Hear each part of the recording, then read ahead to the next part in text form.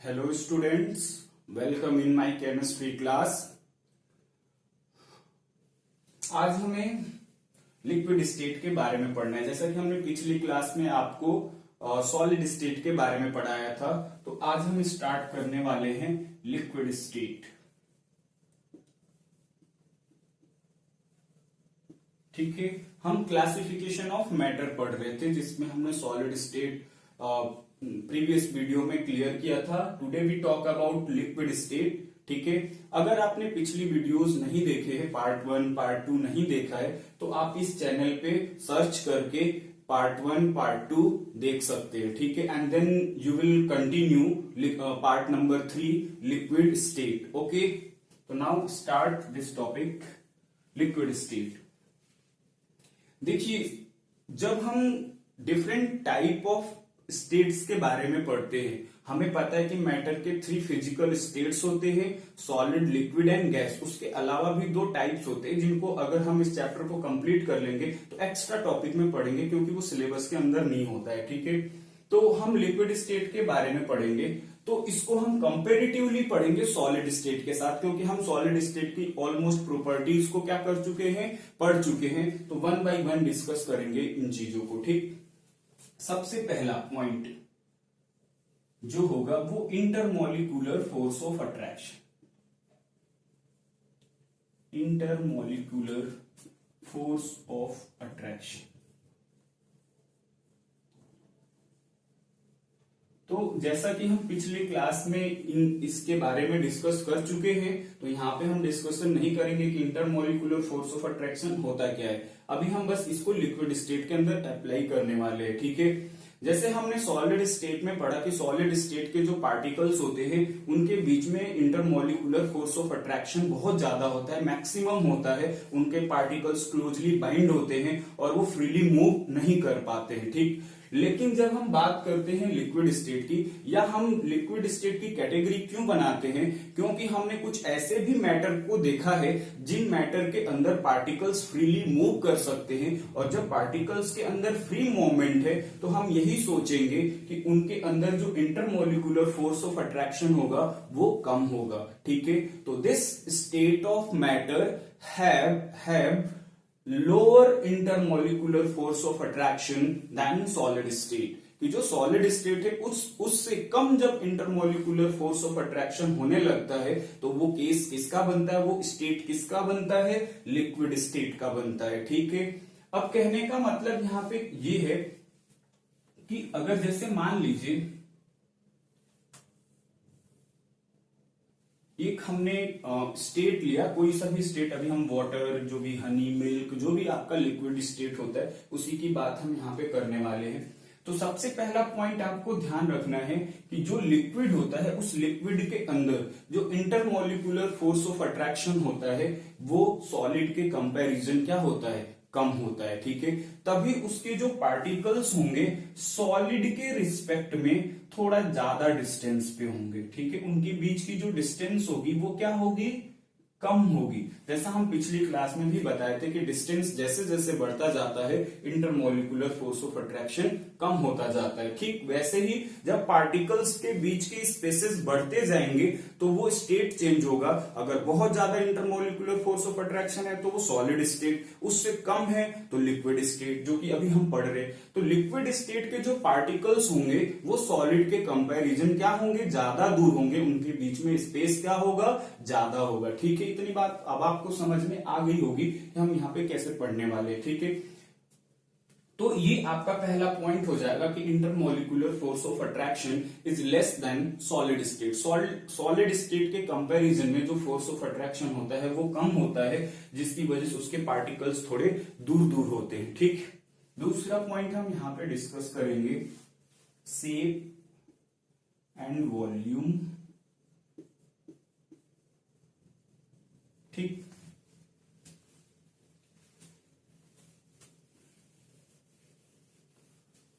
Shape and volume को आपको ध्यान से समझना है। ठीक है, हम यहाँ पे एक स्टेटमेंट बोल सकते हैं कि जो लिक्विड स्टेट होता है, जो लिक्विड सब्सटेंसेज होते हैं उनका शेप फिक्स नहीं होता है, लेकिन वॉल्यूम क्या होता है, फिक्स होता है। ठीक है, जैसे एक सिंपल सा एग्जांपल समझिए फिर हम डिस्कस करेंगे कि उनका शेप ऐसे फिक्स क्यों नहीं होता है। जैसे सपोज मान लीजिए ये एक आपका ग्लास है, ठीक, ये आपका एक बॉटल है सपोज जिसमें आप पानी पीते हैं, ठीक, एक आपका ये बीकर है जिसमें आप केमिस्ट्री में प्रैक्टिकल करते हैं, लैब में प्रैक्टिकल करते हैं। ये बीकर है, ये बॉटल है, ये ग्लास है।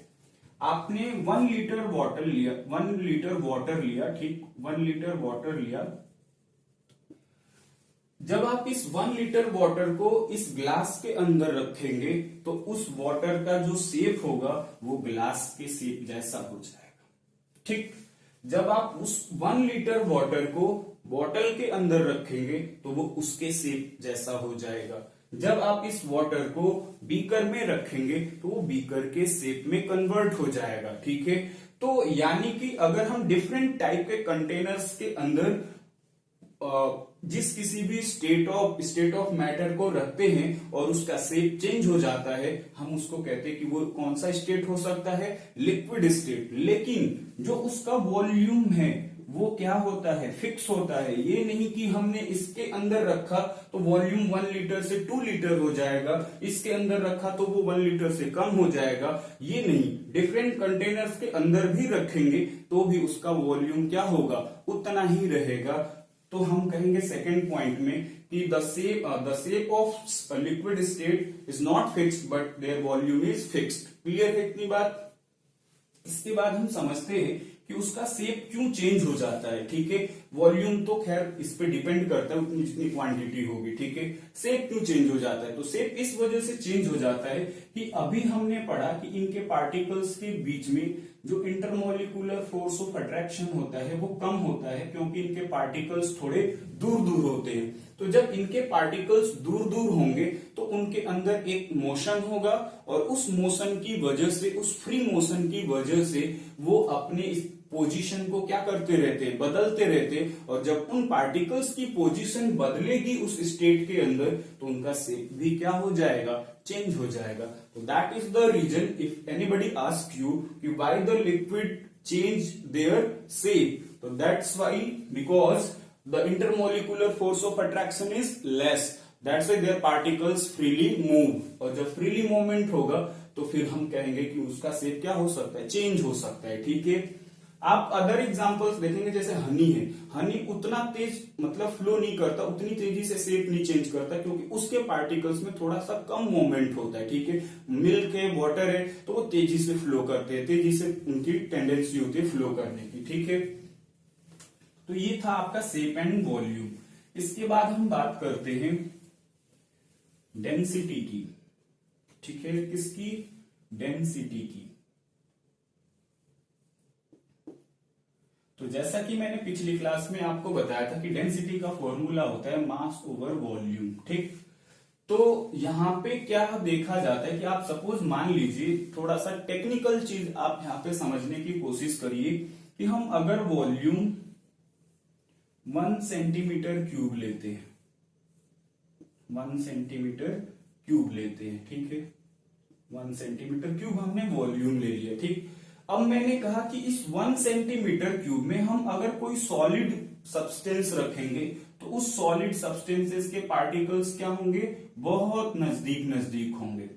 ये सॉलिड की कंडीशन होगी इस 1 सेंटीमीटर क्यूब वॉल्यूम में, ठीक। डेंसिटी का फॉर्मूला हम यहां पे लगाते, ठीक।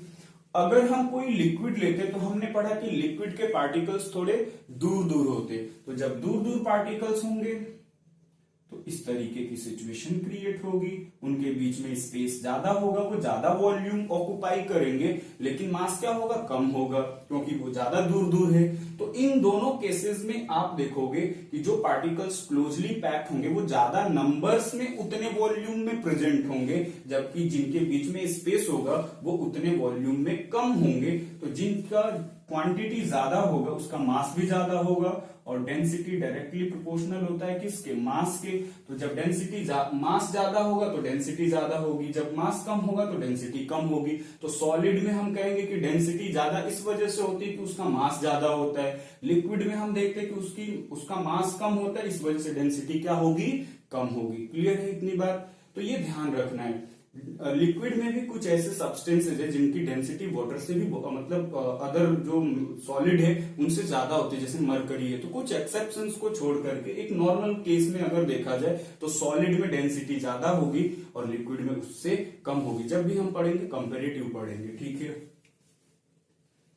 तो आई थिंक ये आपको कॉन्सेप्ट समझ में आया होगा। फिर हम बात करते हैं बॉइलिंग पॉइंट की।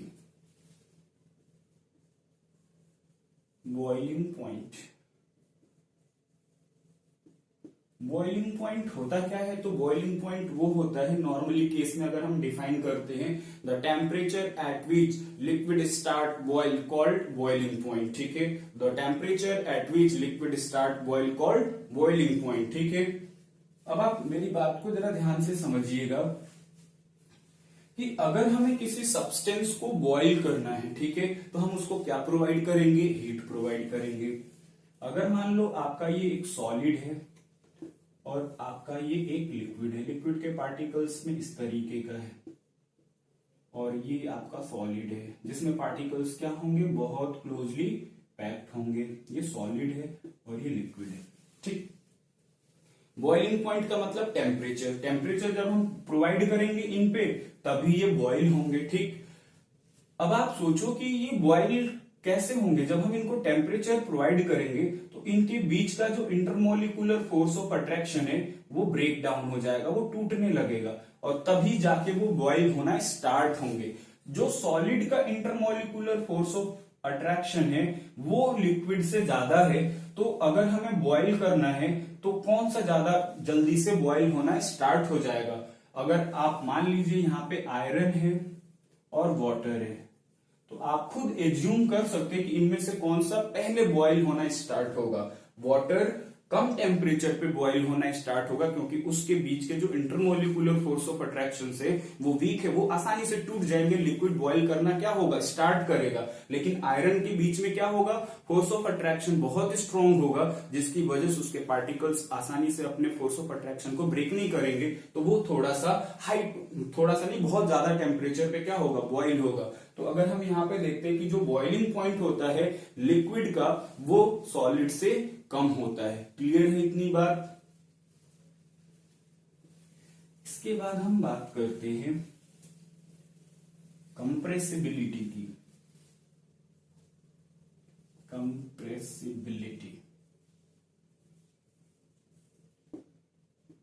कंप्रेसिबिलिटी का मतलब आप बताइए, आपको मैंने पिछली क्लास में भी बताया था, ठीक है। तो कंप्रेसिबिलिटी का मतलब होता है कि दो पार्टिकल्स को हम कितना नजदीक ला सकते हैं, ठीक है, कितना नजदीक ला सकते हैं उसी को हम कहते हैं कंप्रेसिबिलिटी। तो हमने पढ़ा था सॉलिड के केस में पार्टिकल्स के बीच में स्पेस ही नहीं होता, इसलिए कंप्रेसिबिलिटी नहीं होती है। लेकिन लिक्विड पार्टिकल्स के बीच में सॉलिड के कंपैरिजन ज्यादा स्पेस होता है। अभी अभी हम यहाँ पे डायग्राम अब एक ही बार बना लेते हैं। ये जैसे लिक्विड है तो लिक्विड के पार्टिकल्स के बीच में स्पेस ज्यादा होता है, तो हम उसको थोड़ा नजदीक कर सकते हैं, यानी कि सॉलिड के कंपैरिजन में लिक्विड में क्या होगा? कंप्रेसिबिलिटी ज्यादा होगी, ठीक है। जैसे इसका अगर हमें एक एग्जांपल समझना है तो जैसे वो पिचकारी जो होती है उसके अंदर मान लीजिए आप जिस साइड से वो ओपन होता है उसको बंद करके अगर आप उस पिस्टन से प्रेशर लगाएंगे तो वो थोड़ा अंदर जरूर जाएगा। इसका मतलब है कि उसके पार्टिकल्स दूर थे, वो थोड़े नजदीक आ गए। फिर जब वो प्रेशर एकदम ज्यादा होता है तो वो बाहर क्या हो जाता है? निकल जाता है, ठीक है। तो यानी कि पहले उसमें थोड़ा सा प्रेशर लगाने से वो पार्टिकल्स नजदीक आए, तो उसी को हम क्या बोलते हैं? कंप्रेसिबिलिटी। लेकिन अगर वही कोई सॉलिड रहता उसके अंदर तो बिल्कुल भी नहीं जाता अंदर की तरफ, उतने ही डिस्टेंस पे रहता वो, ठीक है। तो compressibility is higher than the solid, ठीक है। इसके बाद हम बात करते हैं डिफ्यूजन की। तो लिक्विड की एक ये भी प्रॉपर्टी है कि उसमें डिफ्यूजन हो सकता है। कैसे डिफ्यूजन हो सकता है?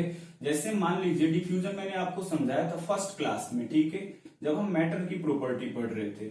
ये आपका कोई लिक्विड कंटेंट है, आप जैसे ये मार्कर है, इस मार्कर की इंक का 1 ड्रॉप, इंक का 1 ड्रॉप, आपके पेन का या जो मार्कर है इसी का 1 ड्रॉप अगर हम वाटर में मिक्स करेंगे तो वो इंक पूरे क्या हो जाएगा? उसमें मिक्स हो जाएगा। मिक्स होने का मतलब, डिफ्यूजन का मतलब होता है intermixing of components with each other. दो सब्सटेंसेस का आपस में मिक्स हो जाना ही क्या कहलाता है, डिफ्यूजन।